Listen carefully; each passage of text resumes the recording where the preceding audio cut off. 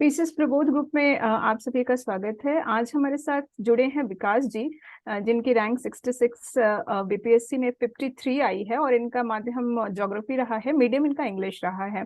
तो आज हम इनसे जानेंगे कि 67 बीपीएससी मेंस जो ज्योग्राफी ऑप्शनल के साथ में लिखने जा रहे हैं, अपने आंसर्स को कैसे एनरिच करें और कैसे उसमें आप एक्स्ट्रा मार्क्स फेचअप करें।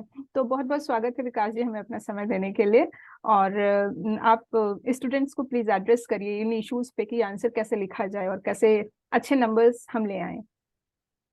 Thank you ma'am, thanks a lot for welcoming मी। मैंने बेसिकली यही प्रिपेयर किया था कि आंसर राइटिंग पे ज़्यादा फोकस करें। और जी। थोड़ा मुझे ऐसा लगता है कि बिहार पब्लिक सर्विस कमीशन का एक अच्छी बात है अभी के लिए करंट सिचुएशन में कि वो ऑप्शंस देता है, जो कि थोड़ा उसको ना लेवरेज करके करें। थोड़ा student community being a student हम लोग क्या करते हैं कि वो टॉपिक्स को कम्प्लीटली एलिमिनेट भी कर देते हैं।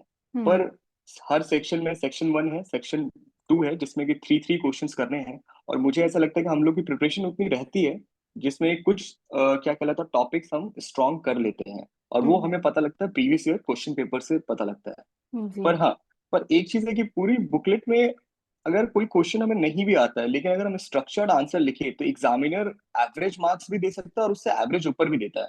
पर वो स्ट्रक्चर्ड आंसर ना प्रैक्टिस करने से आएगा। जिसके हम्म। लिए मैंने जो बनाया था वो तो बेसिक वो था ही कि इंट्रो, बॉडी और कंक्लूजन। जी।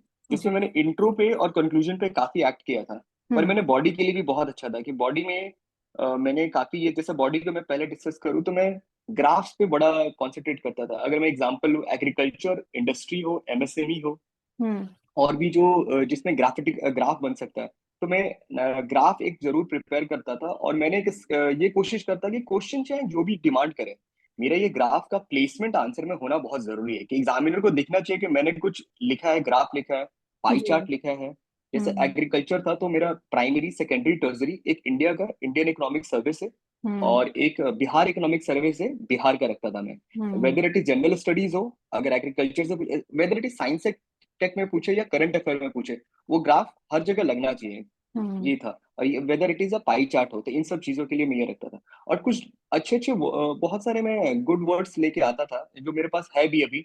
अगर जी, आप आप बोल जी बता सकते कि हैं जी। पॉपुलेशन, जैसे कि एग्जांपल हम्म। पॉपुलेशन का था तो पॉपुलेशन बॉम्ब यूज करता था। हम्म।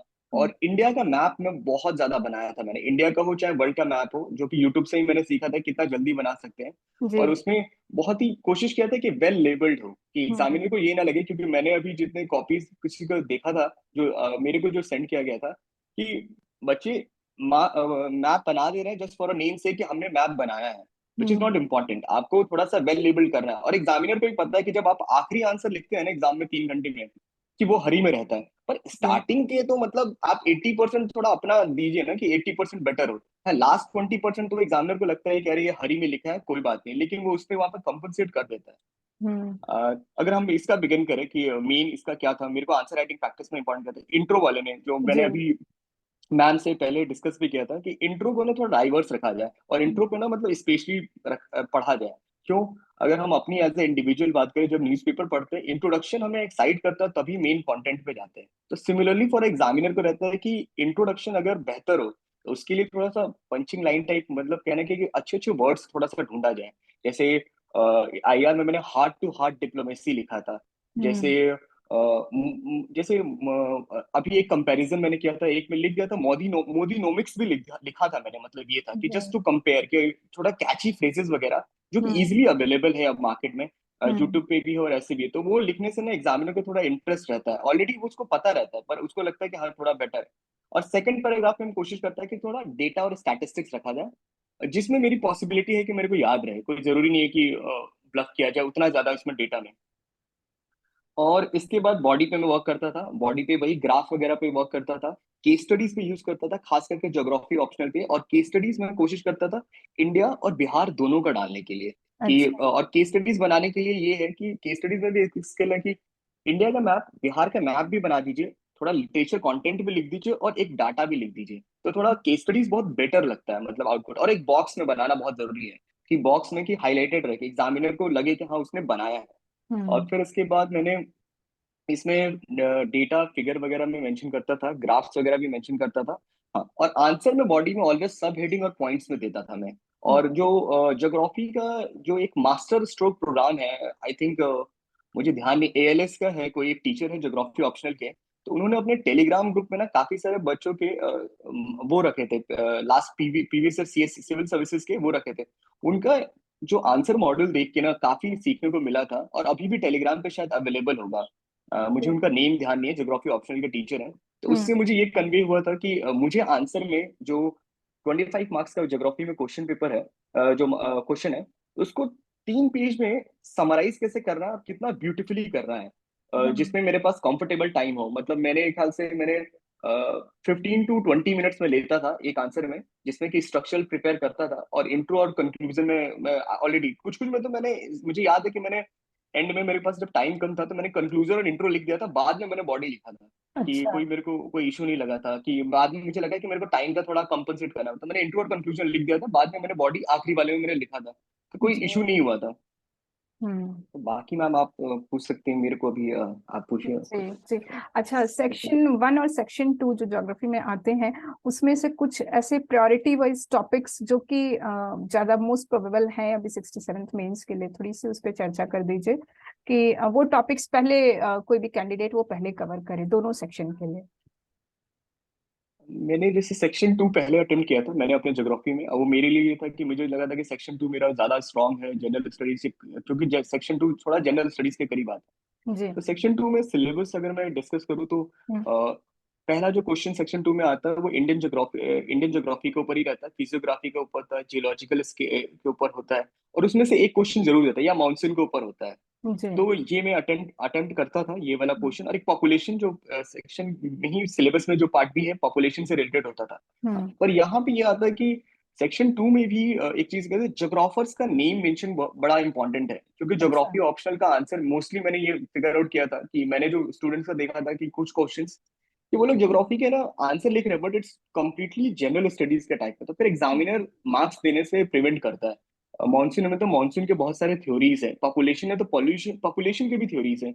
और एक और चीज था, गवर्नमेंट के टेक्स्ट बुक पढ़ना बहुत इंपॉर्टेंट है।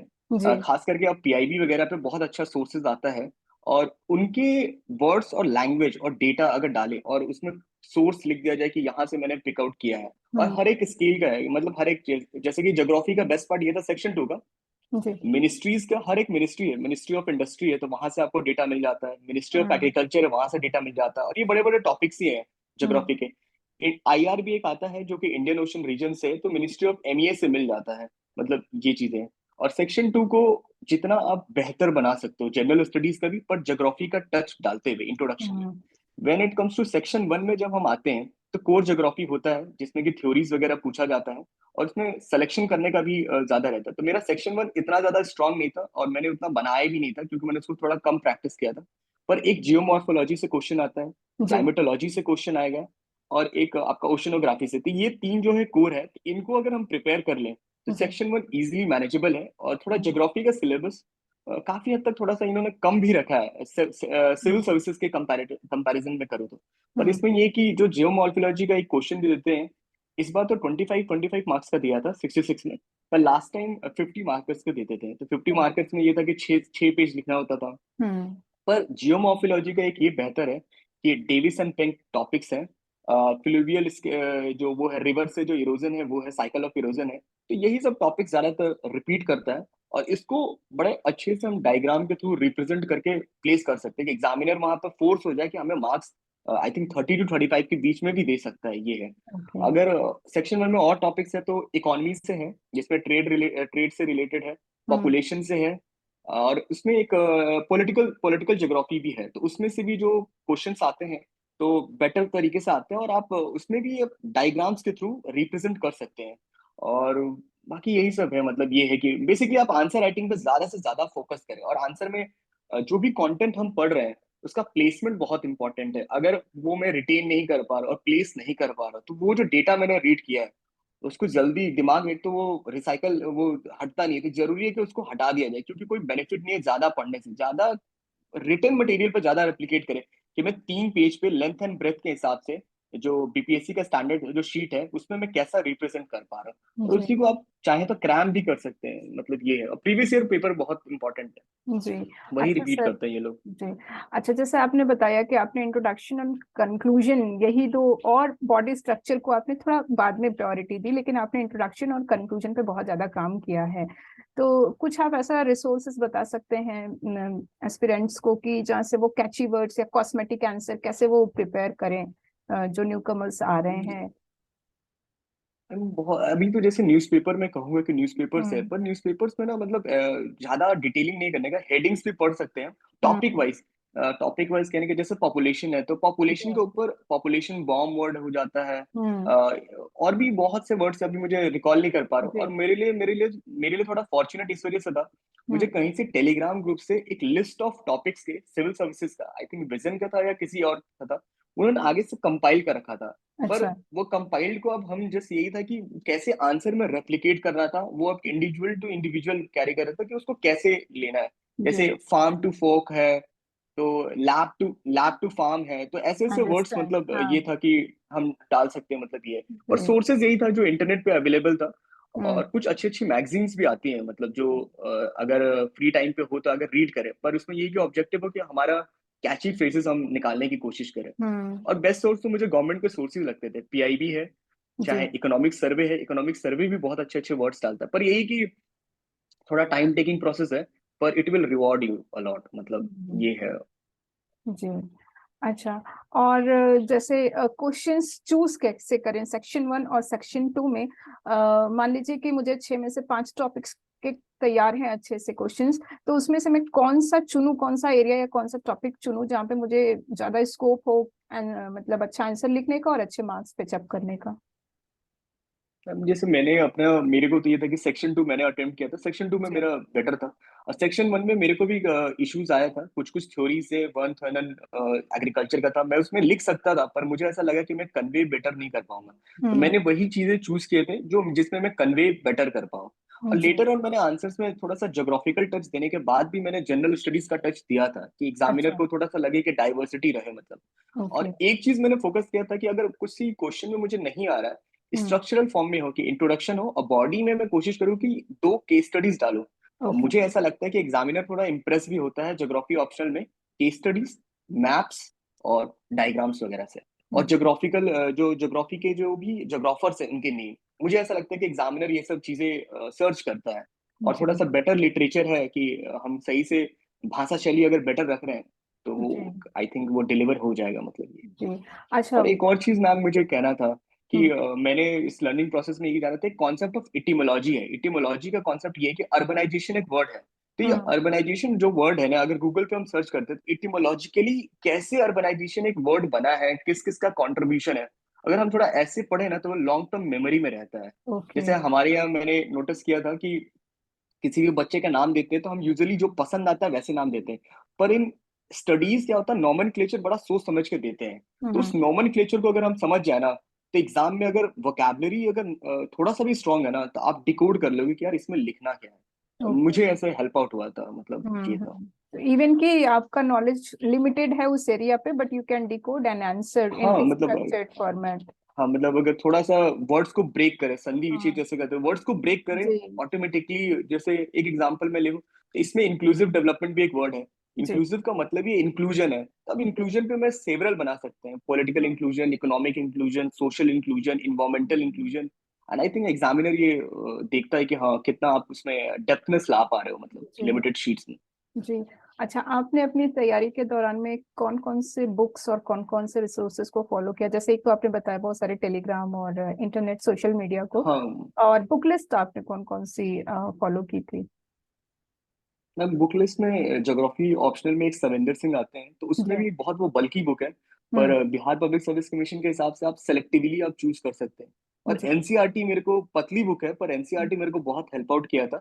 और मैं थोड़ा सा ये था कि मेरा ऑफिस वर्क भी था, तो इस वजह से मैं ऑनलाइन ज्यादा सोर्सेज रखता था, तो ऑनलाइन मेरे को बुक इजीली पीडीएफ अवेलेबल था। ओके। और ड्यू टू कोविड एरा के होने की वजह से टेलीग्राम पे ना उस टाइम काफी फ्लडेड था, मतलब आप यूट्यूब हम्म। मतलब लेक्चर्स भी फ्लडेड था।